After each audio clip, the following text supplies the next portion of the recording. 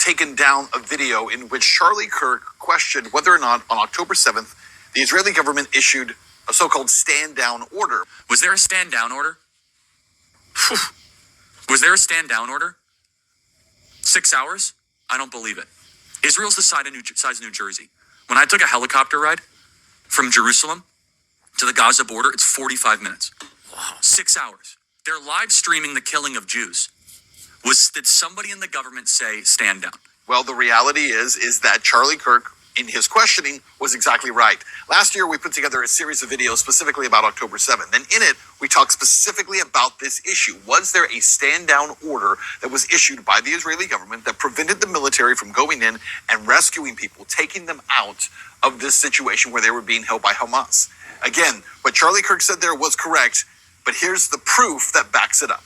And once the Hamas attacks began, the time it took the Israeli army and rescue teams to arrive, fight, and rescue Israelis at the different kibbutz communities and sites being attacked, well, that ranged anywhere from 4 hours to more than 20 hours. Even the New York Times is reporting, quote, thousands of soldiers were less than 40 minutes from the towns that were under attack. So why did it take so long for help to arrive? And we've discussed how days before the festival, 2 entire brigades of soldiers were taken away from the area of the Gaza border and then sent to the West Bank. And you might think that immediately upon receiving information of a devastating attack on partygoers, military authorities would alert units to immediately exit their bases, race to the site of the conflict, and go on the counterattack, right? But that's not what happened. Haaretz reported, quote, at 7 a.m., the party organizer called Lieutenant Colonel Elad Zendani, the man tasked with approving the festival, and told him that terrorists were shooting the partygoers. He suggested that they fend for themselves. The first IDF forces arrived at the party scene at 3 p.m. That's 8 hours for a response time for one of the most efficient, capable, and well-militarized security forces in the world, operating in a country the size of New Jersey, with their Gaza division only a few miles away.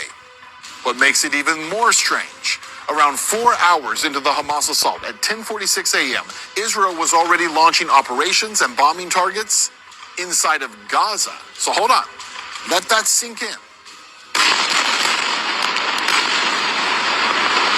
If Israel could begin an offensive attack into Gaza within 4 hours, why did it take more than 6 hours? In most cases, more than 10 hours, and in some cases, 20 hours to mobilize inside their own country to stop the ongoing attack, to defend the lives of their own people. Have you seen that YouTube